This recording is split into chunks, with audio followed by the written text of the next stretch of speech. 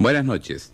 Sí, efectivamente, esta es una exclusividad mundial, porque por primera vez ustedes podrán observar frente a frente al gran escritor colombiano Gabriel García Márquez, el autor de 100 años de soledad y otras obras importantes como El coronel no tiene quien le escriba, Los funerales de Mamá Grande, frente a frente al Premio Nobel de Literatura 1971, nuestro poeta Pablo Neruda. Este es un primer reportaje para la televisión entre ambas grandes figuras de la literatura mundial. Yo sé que ustedes están muy interesados en conocer los detalles de la conversación entre los dos, pero antes quiero narrarles algunos aspectos ligados a esta entrevista. En primer lugar, les diré que Gabriel García Márquez vive actualmente en Cataluña, en Barcelona, y viajó a París especialmente invitado por Pablo Neruda para disfrutar de la comida en que el poeta festejó el premio Nobel. En esa oportunidad, junto a Pablo Neruda estaba, por supuesto, su esposa, el escritor francés Regis Debray, Gabriel García Márquez, el pintor chileno Roberto Mata, quien se encuentra actualmente en Santiago, y otras figuras de la literatura y del arte del mundo. En esa reunión, muy alegre y muy amena, se planteó la posibilidad de una conversación entre Neruda y Gabriel García Márquez, la que ustedes ahora verán, que se realizó 48 horas después que Pablo Neruda obtuvo el Premio Nobel de Literatura. Gabriel García Márquez en la actualidad está escribiendo su libro El otoño del patriarca. Es algo así como una biografía con mucho de ficción y con gran parte de realidad, una biografía de un dictador latinoamericano, pero como dice Gabriel García Márquez, de los antiguos, del sello de Juan Vicente Gómez de Venezuela, de Jorge Ubico de Guatemala o de Somoza. Comienza el libro que está en estos momentos escribiendo García Márquez en Barcelona, cuando el dictador se asoma a la ventana y observa que hay grandes festejos y pregunta al jefe de la Guardia Policial por qué hay tanto bullicio. El tipo le responde: estamos celebrando el cumpleaños. El dictador dice: pero hoy no es mi cumpleaños. Dice: no, pero estamos celebrando sus primeros 100 años de gobierno. El tipo expresa, dice: tan rápidamente que pasa un siglo. Así comienza la novela que ustedes conocerán más adelante, de Gabriel García Márquez, que al parecer tendrá la dimensión épica de 100 años de soledad.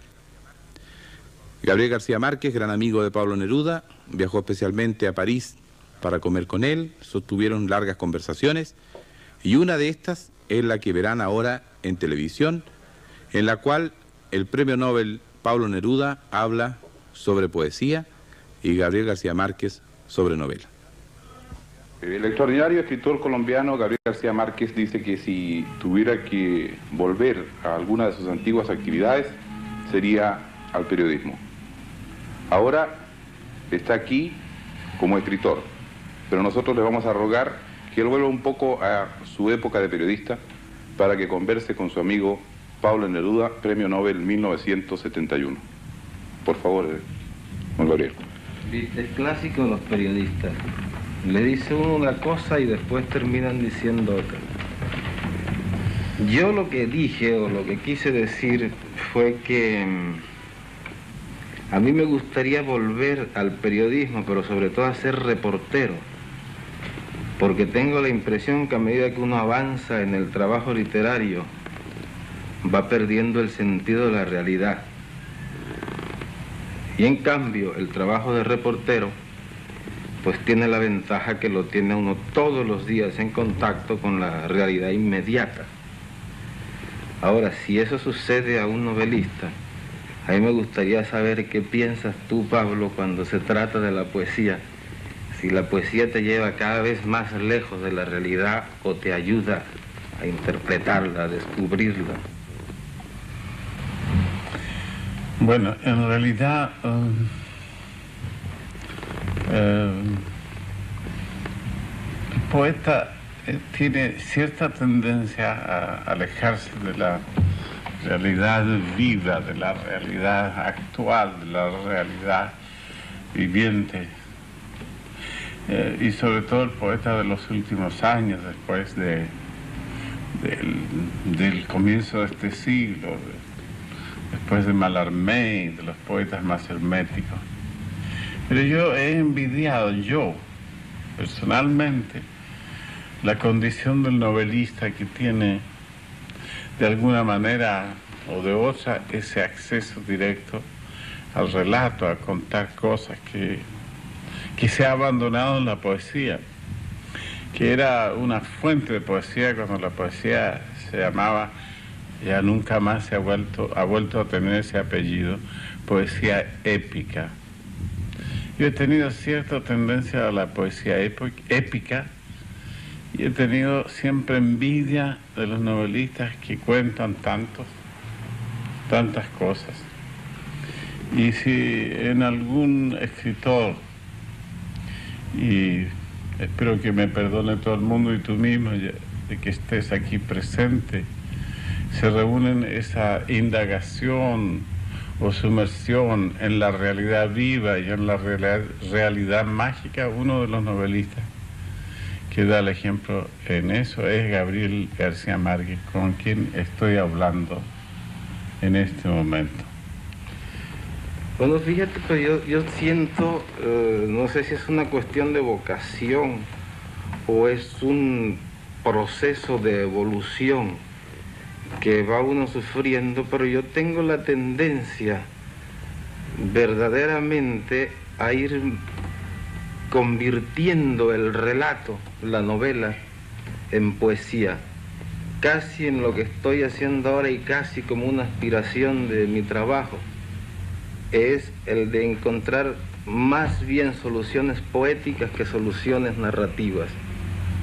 Ahora, lo que no sé es a dónde nos va a conducir toda esta conversación, porque es absolutamente falsa y hecha para la televisión, ¿verdad?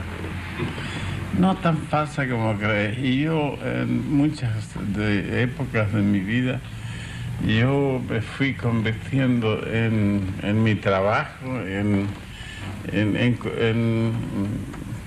todo lo contrario, en buscar el modo de contar algo, de contar cuentos. Y yo no le temo por lo demás a ninguna experiencia en ese sentido, porque cuando pensé que la poesía, cuando más se odiaba a la poesía, ya se odió a la poesía épica, a la poesía que contaba algo. Ya nadie trató de escribir como Homero el relato de un pueblo, ni como el Dante las luchas y las pasiones de gente que existían y que vivieron. Ya nadie lo quiso hacer más, y yo no le tuve miedo a eso, sin ser ni Homero ni Dante. Pero también se odió la poesía didáctica, la que enseñaba algo. Yo me propuse hacerlo, me propuse que se enseñaran a hacer cosas con mi poesía.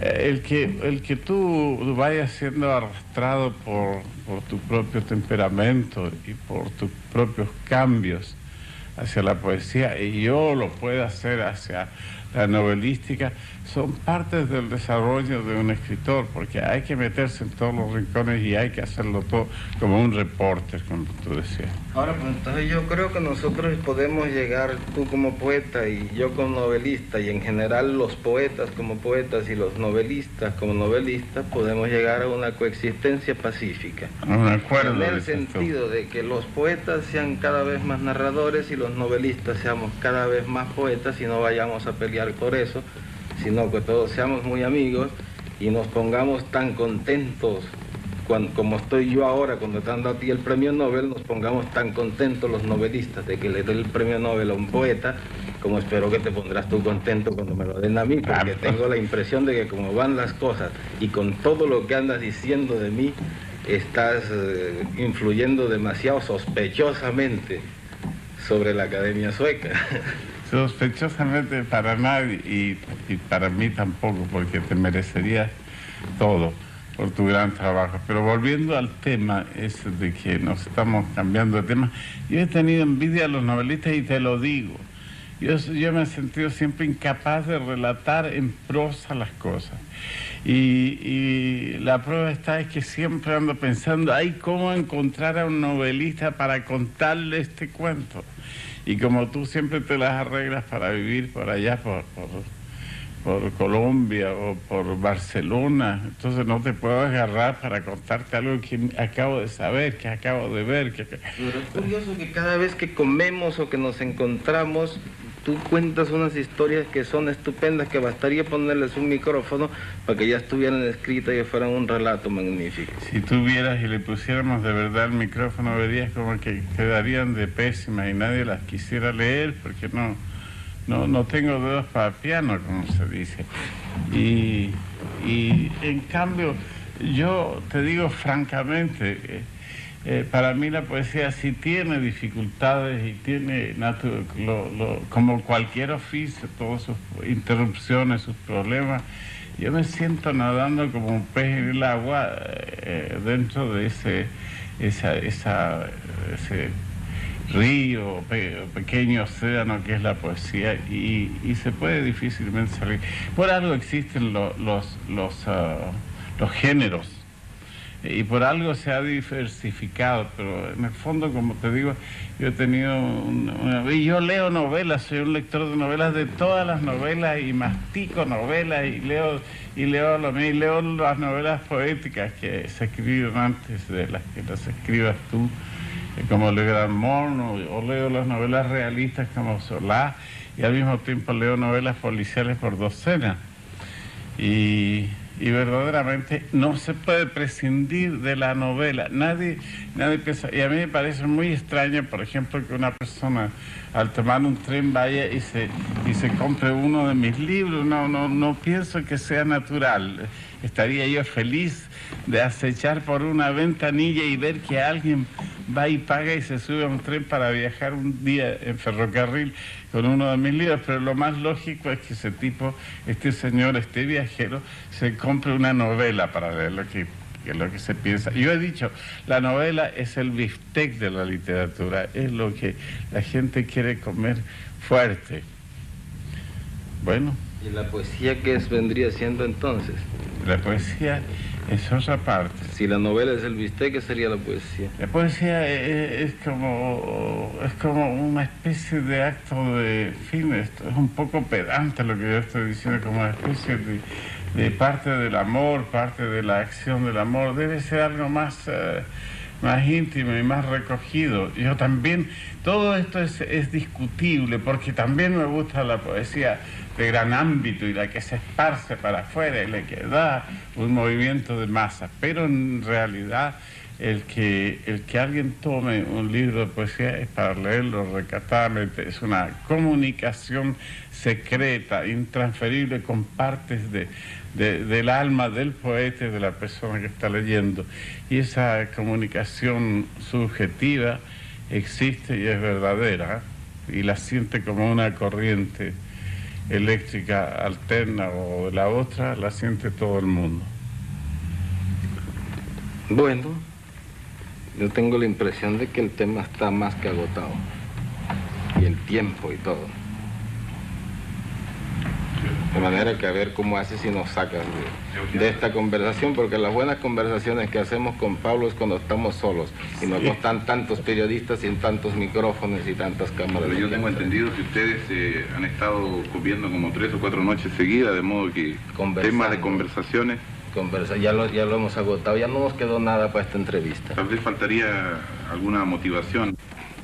Bueno, pero antes de que se nos acabe el tiempo, en realidad yo quería aprovechar esta oportunidad para mandarle al pueblo chileno, al gran pueblo chileno, primero mi felicitación por la merecidísima distinción que se ha hecho a un poeta chileno que para mí es el más grande poeta del siglo XX en todos los idiomas, y para mandar a ese mismo pueblo chileno mi sentimiento de solidaridad y mi gran alegría por la extraordinaria experiencia del Frente Popular.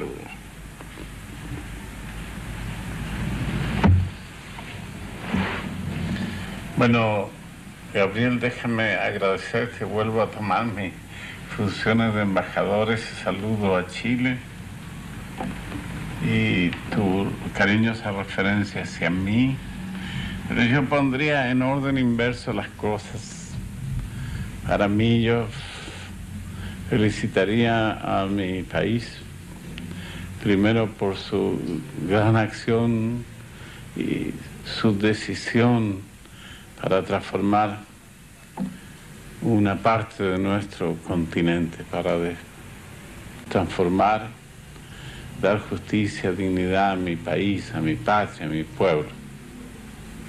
Bueno, yo creo que estamos terminando y como primicia para los chilenos que me escuchan, quiero hacer hablar también a un nuevo personaje. No solo tú y yo debemos conversar aquí, sino que voy a presentar a la última fiera que traigo del África. Un león auténtico, y le preguntaremos algo. ¿Qué piensas de estos dos tíos que acaban de hablar tanto, de estos dos señores? Se ha quedado callado. Ha sido más sabio. Es un silencio muy expresivo, ¿eh? Ha sido más sabio que nosotros. Señores televidentes, ustedes han tenido la privilegiada oportunidad de ver juntos a dos figuras importantísimas de la literatura, no solo latinoamericana, sino mundial. El escritor Gabriel García Márquez fue uno de los invitados especiales en la comida en que nuestro poeta Pablo Neruda festejó ese premio que era tan esperado por todos los chilenos. Esta oportunidad que han tenido ustedes constituye un documento para los que aman la literatura, no solo en nuestro continente, sino en todo el mundo. Muchas gracias.